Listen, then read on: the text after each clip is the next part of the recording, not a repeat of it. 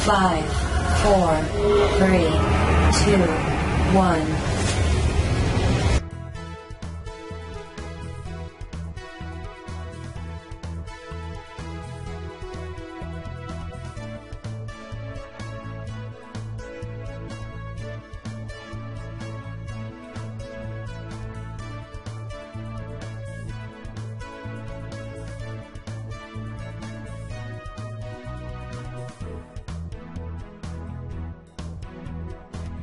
Ang para sa inyo. So pagdating sa mutual funds, may pagpipilian ka rin. May pagpipilian ka. Kung ano ang gusto mo. Okay, so sa mutual fund, meron tayong tinatawag na bond fund. Meron tayong tinatawag na equity fund. Meron tayong tinatawag na balance fund. So anong pagkakaiba sa tatlong ito? Okay, unahin natin yung bond fund. Ang bond fund ay fixed income investment. Ibig sabihin ng fixed income investment, halimbawa may 5,000 ka. Okay? Ngayon, nilagay mo sa bond fund. Okay? Ang pera na nilagay mo sa bond fund ay napupunta po yan hindi sa kina Jollibee, kay PLDT. Napupunta po yan sa mga government securities. Kumbaga mga pinapautang sa gobyerno. Alam nyo, yung gobyerno natin, lakas din umutang yan. Ngayon, so, para sa mga project nila. So, doon nila yan pinapautang. Ang gobyerno, sigurado kasi yan may pera kasi mga tao ay nagbabayad ng tax. So, doon yan nila kinukuha. So, fixed income investment. Pag nag-invest ka sa mutual fund, tapos nilagay mo sa bond fund, okay, ang 5,000 mo, in-invest yan doon. Tapos, halimbawa, nung nag-invest ka, ang presyo is tag 10 piso, binili mo. Okay? Pagkatapos ng 2 buwan, abay, bumagsak yung market. Ang presyo ay nagiging tag 5 pesos na lang. So ngayon, gusto mong kunin yung pera mo. Makukuha mo pa ba ng buo kahit mababa yung presyo? Ngayon, kaysa binili mo, yes, makukuha mo pa yun ng buo. Kaya siya tinatawag na fixed income investment. Ito ay mga short-term investment. Nasa mga 1 to 2 years lamang. Okay, so ang ang takbo ng investment nito, kaya sa short-term investment bond fund, ito yung mga talagang sigurado. Kahit bagsak yung market, makukuha mo yung buo ng pera mo. So, ganyan ang mangyari sa pera mo kapag dyan mo nilagay. Kaya siya fixed income investment kasi mababa lang po ang balik sa inyo niyan. Average return ay tumatakbo siya ng 4 to 10% lamang. Okay, 4 to 10% per annum. Okay? So, yan ang takbo ng investment o yung pera ninyo. Okay, so, mas okay na siya ikumpara nyo sa bangko o kaya sa time deposit. Okay, so yan yung sa bond fund. Punta tayo sa tinatawag na equity fund. Ang equity fund is medyo mataas na risk ng investment. Bakit? Kasi ito, ang pera nyo dito ay nilalagay talaga niyan sa mga individual stocks. Okay, binibili sa mga individual companies kagaya ng Jollibee, PLDT, Meralco. Diyan nila yan nilalagay. So, bakit mataas yung risk? Kasi, halimbawa, si Jollibee, ilagay mo ngayon si Jollibee, hindi naman si Jollibee araw-araw mataas yung income. May time na sa isang araw, halos walang income si Jollibee. So, wala ka rin income. Pero hindi yan nila nilalagay sa isang kumpanya. Nilagay nila yan sa marami. Okay, so yung pera ng nilagay mo sa equity fund, nilalagay nila yan sa mga individual companies. Ngayon, halimbawa, may 5,000 pesos ka, nilagay mo doon sa equity fund. Binili mo na ang presyo ay tag 10. Okay, pagkatapos ng 2 buwan, bumagsak yung presyo ng 5 pesos. Gusto mo kunin yung pera mo. Makukuha mo pa ba ng buo? Yes, makukuha mo ang pera mo, pero hindi na buo. Okay, i-base nila yan sa current price. Ngayon, anong gagawin mo? Anong gagawin mo para hindi ka malugi? Kailangan mo lang gagawin po is maghintay. Okay, maghintay na tumaas yung presyo. Dapat, ibenta mo siya sa mas mataas na presyo na binili mo. Okay, so kasi po, kailan magbabago ang presyo? Ang presyo po ay nagbabago araw-araw at oras-oras. Okay, so hindi po natin alam kung anong takbo ng ekonomiya. Pero nagbabago-bago po yan araw-araw at oras-oras. Okay, so ngayon, ang equity fund ay ito ngayon sinasabi nila na long-term investment. Tumatakbo siya ng 3 to 5 years. Ay hindi, more than 5 years. So dapat mas mataas yung long-term investor ka kung ilagay mo siya sa equity fund. Mataas ang risk sa equity fund kasi mas mataas yung return o yung balik ng pera mo. Tumatakbo siya ng 18% pataas. Okay?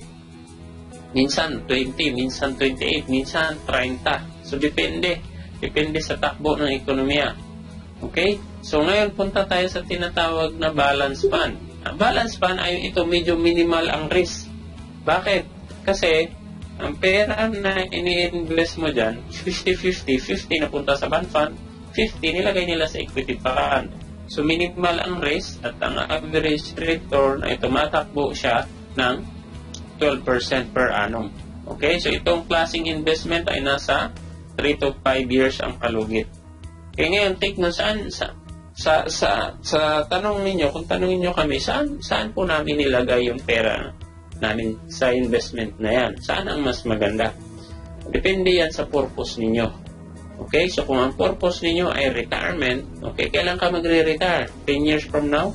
Hindi ilagay mo siya sa equity fund kasi 10 years mo naman pala siya bago gagamitin.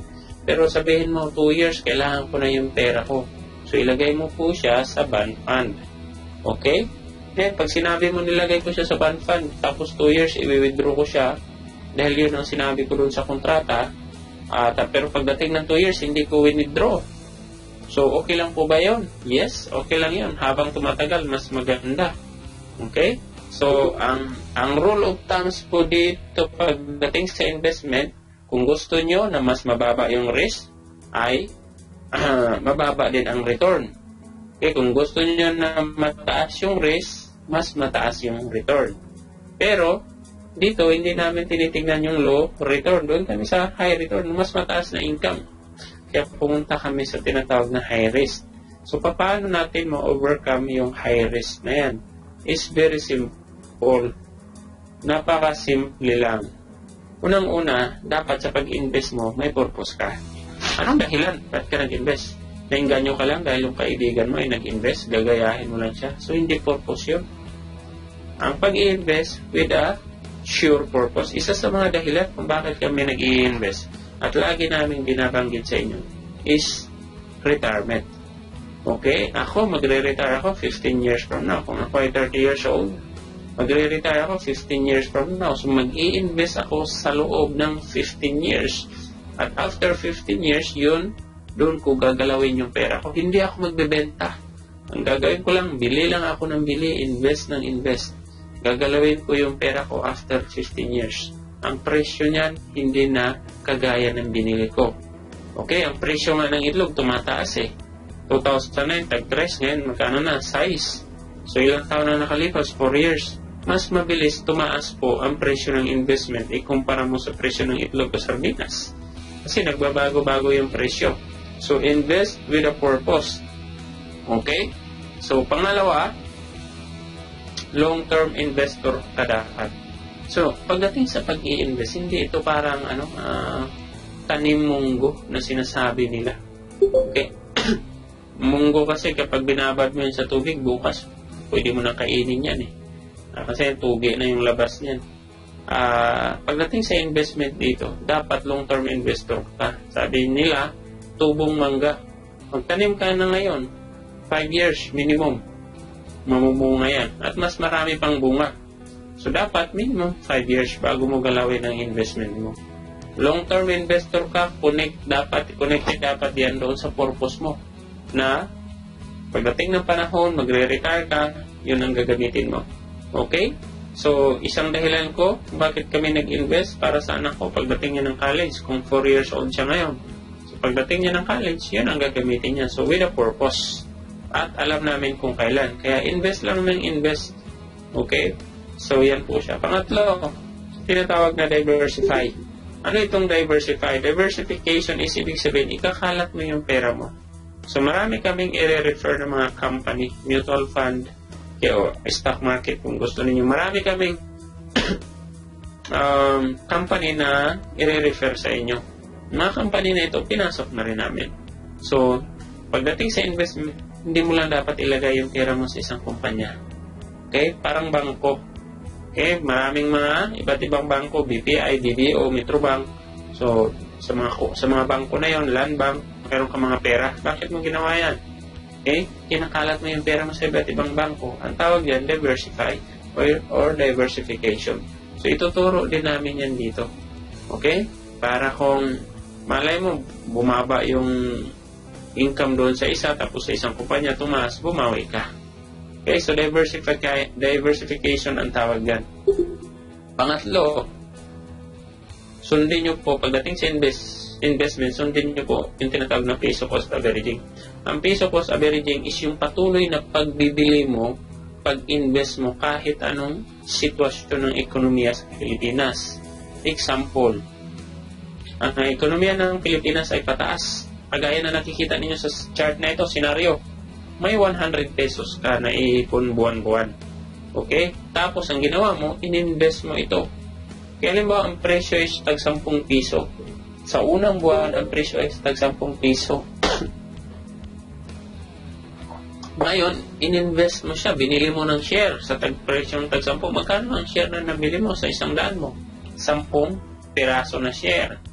Pagdating ng pangalawang buwan, tumaas yung presyo. May 100 ka ulit na naipon at gusto mong i-invest.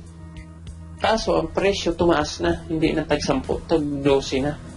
Ang nangyari, konti na lang ang nabili mo, 8 share na lang. Pagdating ng pangatlong buwan, may 100 ka uli, i-invest mo. Ang presyo ay tumaas, naging 14 na. Ganyan na ang nangyayari every month. Tumataas yung presyo dahil gumanda ang ekonomiya. Ngayon, pagdating na ika-6 na buwan, maliit na lang ang nabili mo. Ng 100 mo, okay, ang presyo ay tag 20 na. So, ilang shares na lang nabili mo? 5 peraso. Nagbalak ka ngayon na ibenta na yung investment mo. Okay? I-redeem mo na, i-withdraw mo na. So, paano ka mag-withdraw? I-withdraw mo siya sa pamamagitan ng pagbibenta. Okay? Kung saan nyo po binili, doon nyo rin po yan ibenta. Take note. So, ganyan po sa investment. Hindi yung pag mag-invest ka, bumili ka, maghahanap ka pa ng buyer. Oy, pakibili mo nga itong share. Hindi. Okay, kung saan kumpanya, halimbawa sa Philippines, sa mutual fund company kayo nag-invest, doon kayo bumili, doon nyo rin po yan ibibenta. So, anytime, merong na bumibili. Okay, so, ngayon, ibibenta mo na yung mga pinamili mo. Okay, sa loob ng 6 months, ang total na shares na nabili mo is 42.28 na shares. Ngayon po, magkanong kapital mo sa loob ng 6 months? Okay, 600 pesos. Ngayon, ang presyo magkano? 20 pesos yung current price. Yung 42 na shares mo, ibenta mo siya sa presyong 20. Ang halaga nun is 845. So, magkano ang kapital mo? 600. So, kumita ka ng 245 pesos sa loob ng 6 months. So, 41% ang income mo sa loob ng 6 months. 6.8% sa loob every month. Okay? Ngayon, ito yung scenario. Number 1 pa. Ano naman kung ang ekonomiya ng Pilipinas ay parang duyan? Okay? First month, bumili ka, ang presyo ay tag 10. Pagdating ng second month, ay bumagsak ang presyo, naging 7. Ngayon, gusto mong bumili. So, magkano nabili ng 100 mo? So, mas marami kang nabili. Pagdating ng pangatlong buwan, mas lalong bumaba. Ang presyo ay tag 5 pesos na lang. So, marami kang nabili sa 100 mo. 20 na shares ang nabili mo. Tapos, pagdating na ika-4 ng buwan, ika-5 at ika-6, bumabalik siya sa presyo. Hanggang sa ika-6 na buwan, bumalik siya sa dating presyo na tag 10. Ngayon, ibibenta mo siya uli. Okay? I-total mo lahat yung mga pinamili mo. Tapos, ibenta mo siya sa current price na tag 10. So, tapos, i-minus mo yung kapital mo, kumita ka pa rin. Okay? 252 or 7% every month. Okay? Kung ganito ang senaryo ng ekonomiya. Kahit ganyan ang senaryo, sige lang. Invest ka lang ng invest. Okay? Pangatlong senaryo. Ito talaga ang nangyari last year. Okay? Hanggang ngayon. Pabagsak ang ekonomiya. Pero ngayon, napapansin po namin, bumabalik ulit. Okay? Bili ka lang ng bili. Okay? So, pag mas mura, mas marami kang nabili, mas maganda. So, mahilig naman tayo sa mura, di ba? gusto natin ng mura na shares. Gusto pagdating sa mall, yan di ba yung hinahanap natin, yung mga sale. Okay, so mga summer sale, okay, midnight sale. So ito ang tawag namin, pag ang ekonomiya ay bumagsak, yan ang tinatawag namin na sale din. Okay? So, so dyan kami, yan ang opportunity na makabili kami ng napakamurang share. Okay, so kagaya niyan, 2 months ago, nung January, pumili po ako sa Jollibee, na ang presyo ng Jollibee nung January po ay tag 200 pesos lang.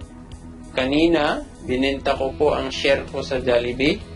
Ang share ko sa Jollibee, binenta ko po siya sa halagang tag 225 pesos. Okay, so kumita ako doon. Okay, so ganun po ang nangyayari. Bilhin mo siya ng mura, ibenta mo ng mahal. Okay, so ganun po yan siya sa investment. So nakita ninyo sa senaryo na ito. Sa senaryo na ito, ganyan. Ganyan yung senaryo ng ekonomiya, o di kaya ganito, o di kaya pataas. Gawin mo lang, invest ka lang ng invest. Okay? Dahil ang patuloy na pag-invest mo para sa retirement, 15 years ka mag-i-invest. Okay? Kasi 15 years, magre-retire ka na. Ginawa mo yun, bili ka lang ng bili. Kahit anong klase ng ekonomiya, so kikita ka pa rin. Okay? So ganyan po sa investment.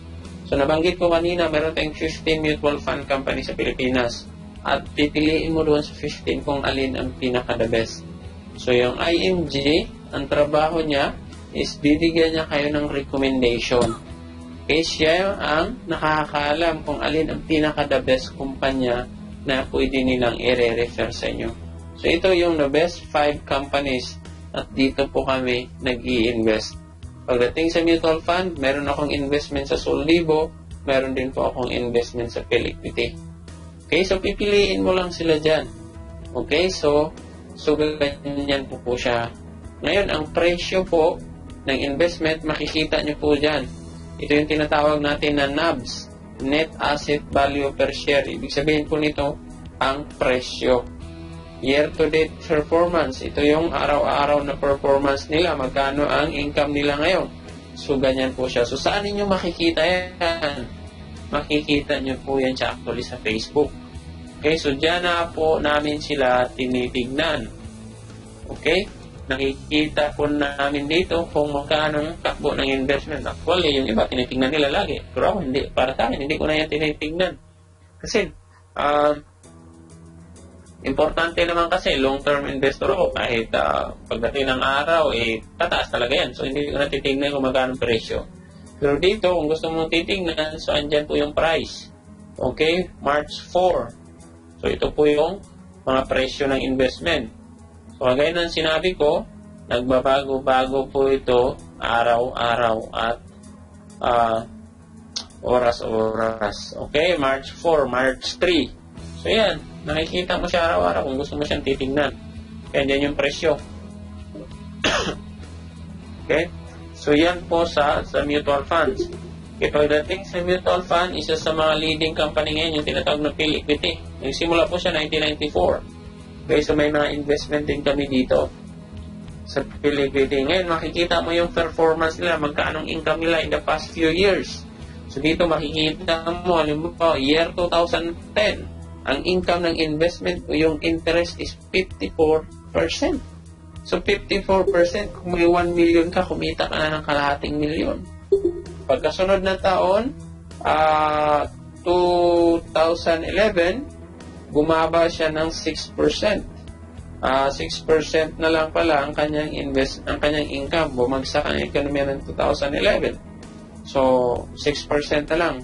Pero pagdating ng 2012, umakyat na naman, tumubo ang investment mo ng 33%. Okay, tapos 2013, halos walang 1%. Ano nangyari? Dahil nagkaroon ng Yolanda, nagkaroon ng lindol sa Bohol, giyera sa Mindanao, so affected po sila doon. Pagdating ng 2014, tumubo ng 28%. Okay, pagdating ng 2015, negative 10. Okay?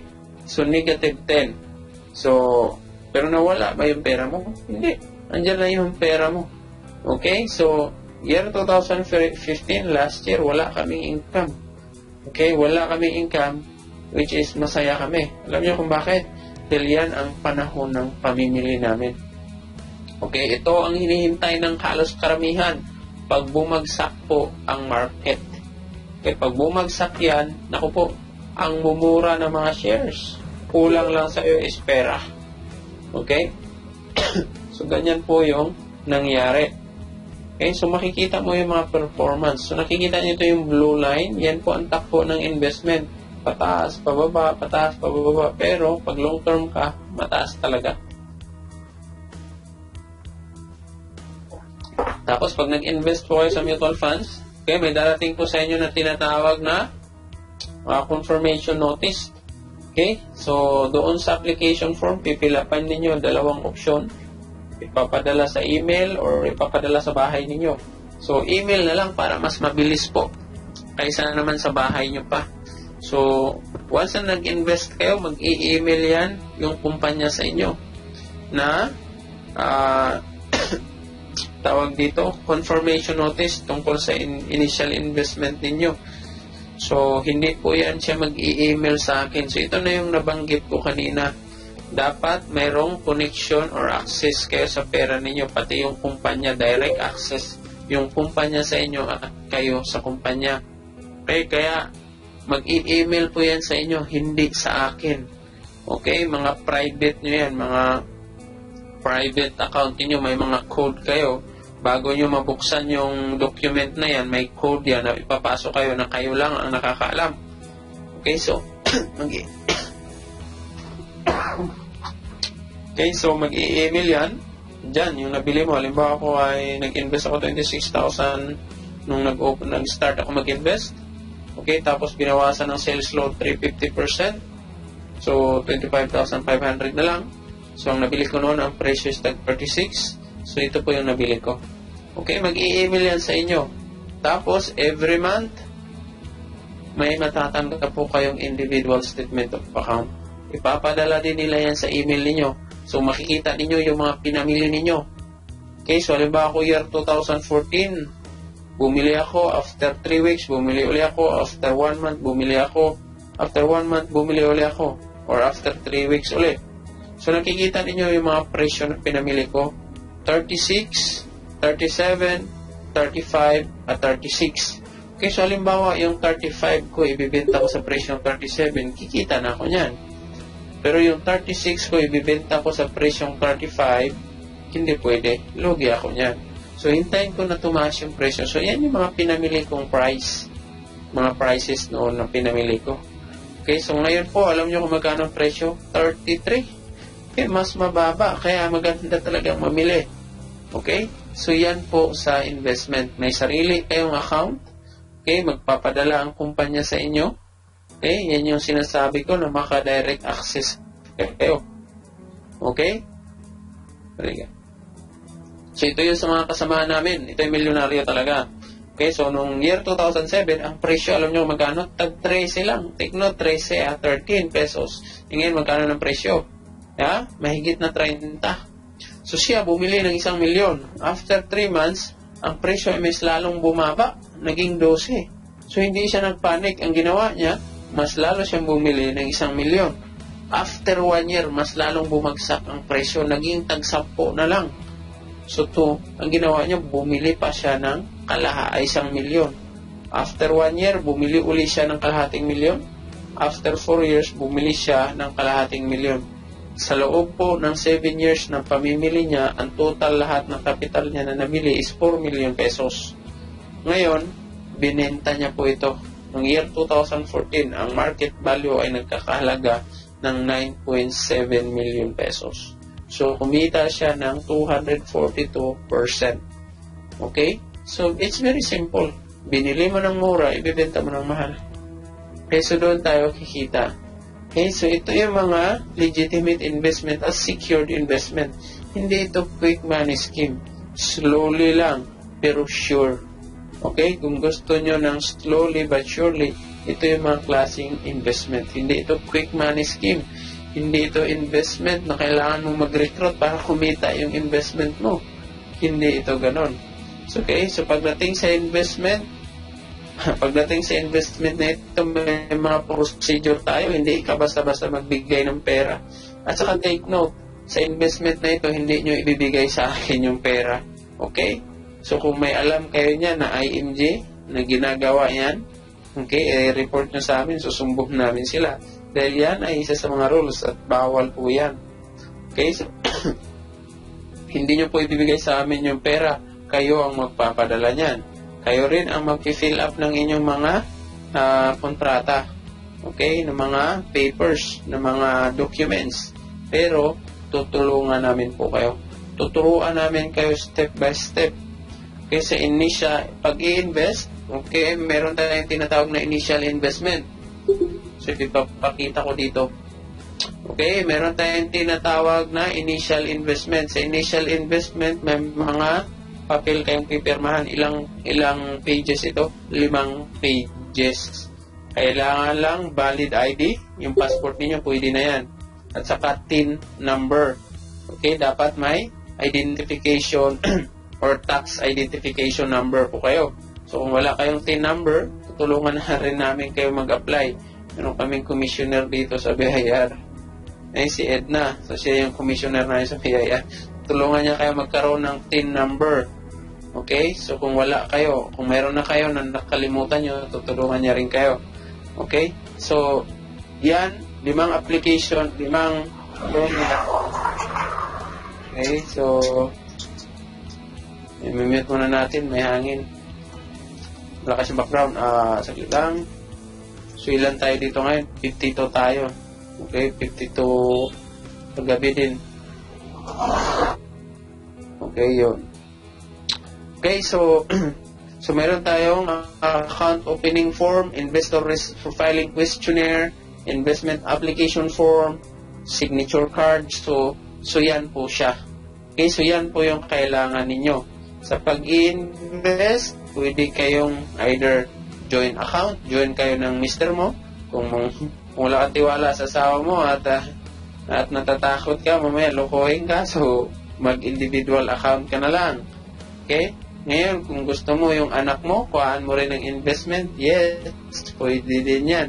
Meron tayong tinatawag na ITF or Intrust Fund. 2 kayo ng anak mo kung minor de edad siya. Requirements, birth certificate lang niya naman at isa kahit valid ID niya. Okay? So yan po yan siya ang kailangan. Okay? So, kagaya ng anak ko, nag-invest siya 4 years old. So, binuksan namin siya ng investment para sa kanyang college education.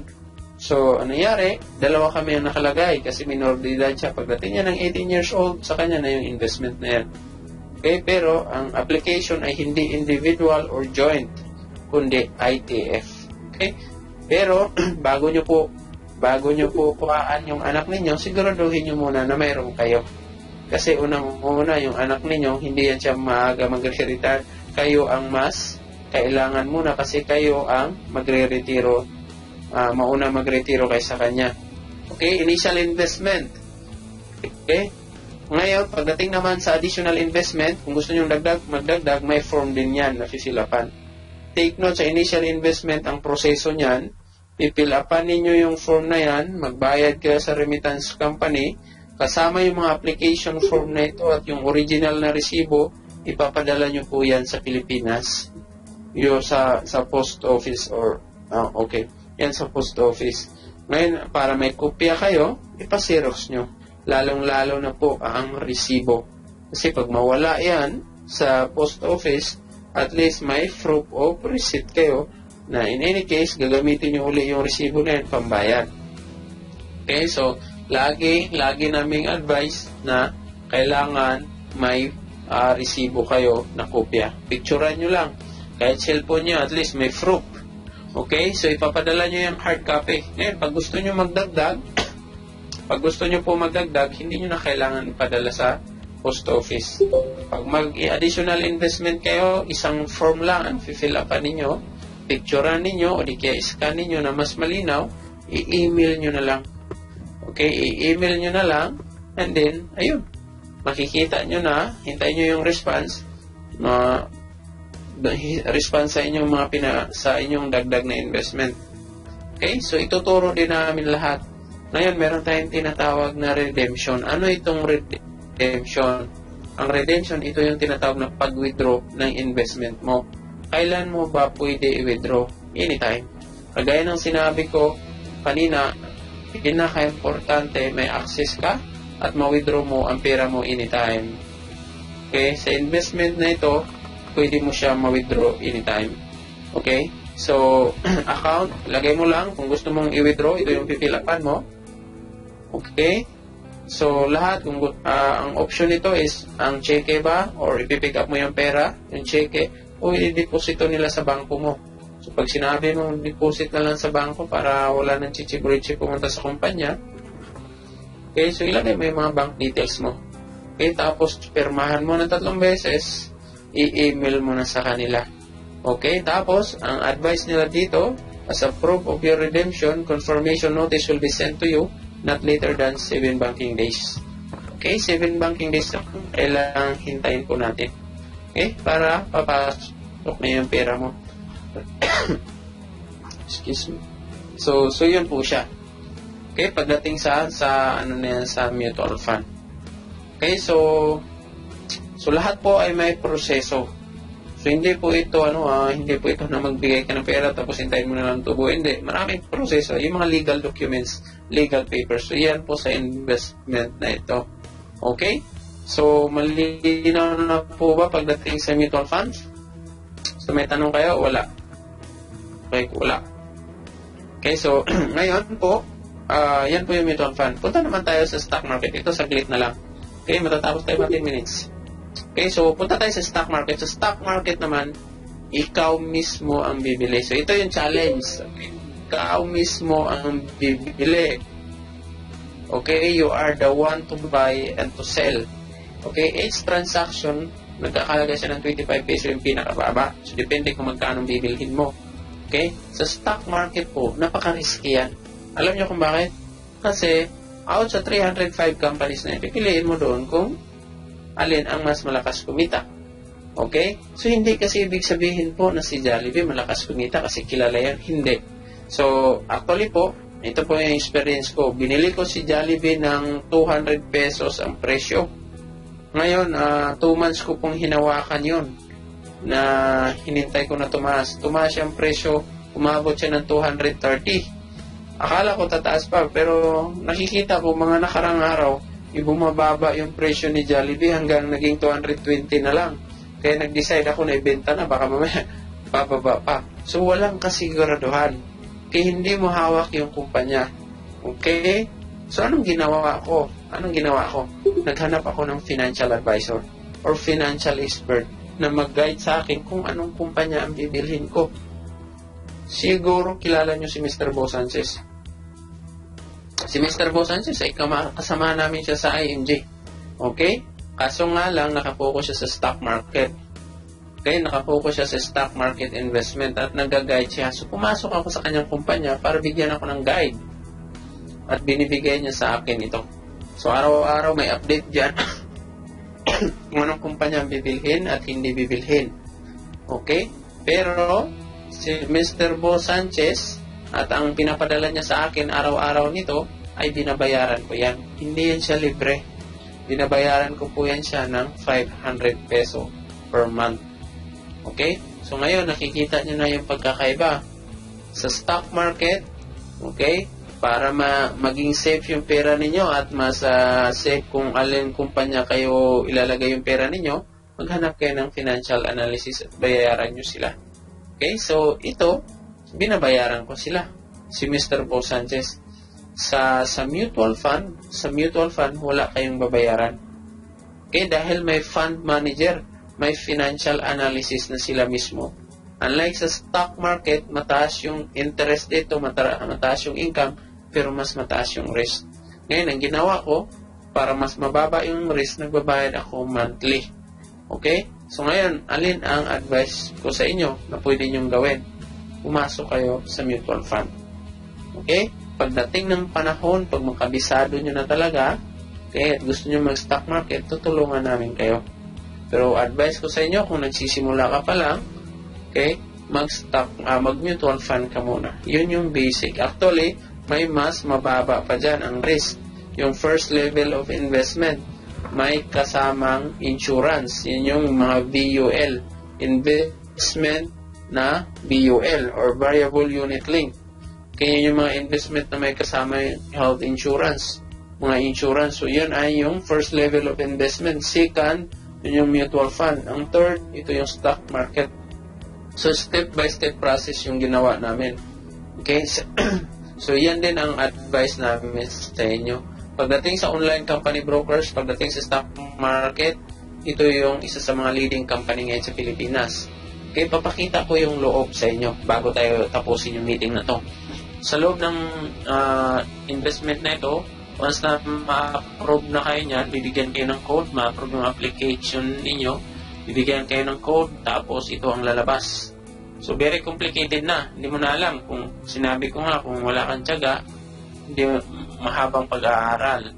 Okay, so ganito, bibili ka, titignan mo dyan, i-check mo dyan, i-check mo dyan, okay, at i-check mo dyan, tapos itong lalabas, tapos itong lalabas, tapos itong lalabas. Okay, tapos yan ang lalabas. So marami, di ba? So marami kang gagawin. Mano-mano mong gagawin yan. Sa mutual fund, wala ka nang gagawin. Maghintay ka na lang kung ano yung binili para sa'yo. Okay, maghintay ka na lang ng takbo ng pera mo. Sa stock market, hindi. Mano-mano mo gagawin. Kaya po, ang stock market ay hindi po siya recommended ng IMG. Okay? Hindi po siya recommended ng IMG. Fair enough. Bakit? Kasi mataas yung risk sa kanya. Yung mga malapit na mag-retiro, malimbawa almost 60 years old na, ang stock market ay hindi para sa kanila. Kaya ang fair enough na ino-offer ng IMG is mutual fund. So doon na mismo may pagpipilian na sila. May secured, may mataas na risk, may minimal na risk. Unlike sa stock market, na mataas talaga yung risk. Okay, so isa sa mga asset na kailangan mo dito is yung tinatawag na edad. Okay, yung panahon mo. Hindi yung pera, yung time. Unlike sa mutual fund, kahit malapit ka na magre-retire o almost 60 ka na, pwede ka mag-invest doon. Okay, ilagay mo sa bond fund. Sa stock market, hindi mo pwedeng gagawin yan. Okay? So, actual, ipapakita ko sa inyo yung picture. Okay, ito yung code. Papasok tayo sa aking account.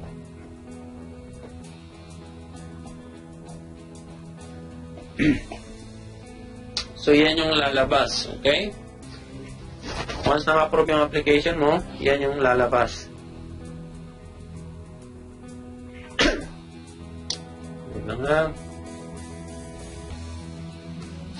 So, ito yung lalabas sa inyo. So, gusto mong bumili, click mo yung trade. Pero ngayon, hindi ka makabili kasi close ang market. Okay, so ang gagawin mo, trade, i-click mo yung trade of hours order. Okay. So, buy and sell. So, bibili ka, halimbawa, bibili ka kay JFC, ilagay mo Jollibee Food Corporation. So, pag bumili ka, ito yung lalabas. Yan yung presyo ni Jollibee, 225. So, marami kang pag-aaralan. Kaya nga, pag ikaw ay bago pa lang, talagang hindi ito para muna sa'yo. Pero ngayon, ang ginagawa ko lang kasi, may mga kasamaan tayo dito na may familiar na pagdating sa stock market. Naririnig nila pero hindi nila alam kung ano ito. So, binigyan ko lang kayo ng option. Pero, sa mga baguhan na hindi pa talaga alam, i-recommend namin kayo sa mutual fund. At tutulungan namin kayo doon. Okay, so, so yan ang nangyari. So, punta tayo sa pinamili ko. Okay, so makikita ninyo yun. So, ang pinamili ko ay, okay, itong mga kumpanya. Okay, so, bumili ako sa may share ako sa Ayala Corporation, Ayala Land Incorporation, BDO. May share ako sa Cebu Pacific. Okay, Mega World is in Prime Holdings. So, nakita ninyo ditong kulay. Okay, may green at saka red. Pag green, ibig sabihin kumikita yung investment ko. Pag ibenta ko yung Ayala Corporation ko na share, kikita ako ng 1,945. Okay, pero pag nakita niyo yung Cebu Pacific na red, pag ibenta ko yan, lugi ako ng 500 pesos. Ngayon, nawawala ba yung pera ko? Hindi po yan siya nawawala. Okay? Andyan lang yung pera ko. Mawawala lang yan kapag binenta ko yung mga red. Pero pag binenta ko yung mga green, kikita ako. So ngayon, hindi ko muna ibibenta yan. Okay? Kasi ayon sa aking binabayarang advisor, huwag ka muna magbenta. Baka tataas pa yan. Okay? Baka. Okay? So yan po yung mga advice. Hinihintay ko lang yung kanyang advice. Ngayon, dito nakikita nyo yung pwede ko pang may pera pa ako na 22,000 na pwede kong ibili sa mga kumpanya na yan. So, hinihintay ko muna. Okay, ito yung 22,000 yan, 22,400. Ayan po yung benta ng Jollibee ko kanina. Binenta ko yung aking share sa Jollibee. So, ang kapital ko doon, 20,000. So, umita ako ng 2,400. Okay, so, ngayon, hinihintay ko muna na bumaba yung presyo. So, hindi natin alam. Unlike sa mutual fund, ibibili na nila yan. Hahanapin nila yan doon kung alin ang pinaka-malakas kumita na kumpanya. Meron yan sila. Okay, so, kasi marami naman pera sa mutual fund. Pera ng mga tao. Okay, kaya may chances na talagang kikita yun ng mas malaki at dahil marami silang pwedeng maibibili. Dito, hindi. Isa-isa mong bibilhin yan. Sa mutual fund, hindi mo pwedeng gagawin yun. Pangkalahatan, mutual na siya. Okay, so yun yung mga option po ninyo. So, ito yung makikita ninyo. So, ngayon, advice ko sa inyo, pumunta muna tayo sa pinaka-basic at pinaka-simple. Doon po kami nag-umpisa. Pagdating po sa investment, kinala din namin yung pera namin. Hindi namin nilagay sa isang kumpanya lang. Hindi namin nilagay sa stock market. Nilagay namin sa mutual fund. Okay, so meron po akong investment sa 3 kumpanya. So doon po, actually 4. Doon po nakaikot yung pera namin pagdating sa investment. Okay, so yun po siya yung pagkakaiba ng mutual fund at stock market. Okay, so any question?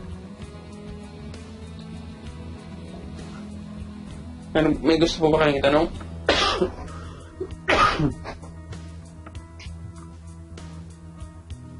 Balog na kaya?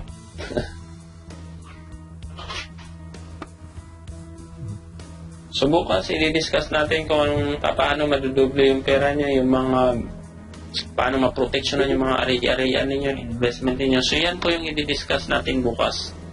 Okay, so any question with all funds, stock market? Sir Jan, good evening. Yes. Gandang gabi Tanong po. ko lang po, yung sa ITF, saan po pwedeng mag-ano nun?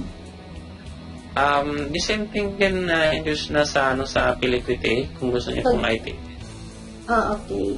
Iba lang yung yung beneficiary. Kailangan lang nila, yung halimbawa yung bata, kailangan lang yung yung sinasabi niyong birth certificate. Birth certificate at kahit isang perasong ID niya. Okay po. Tapos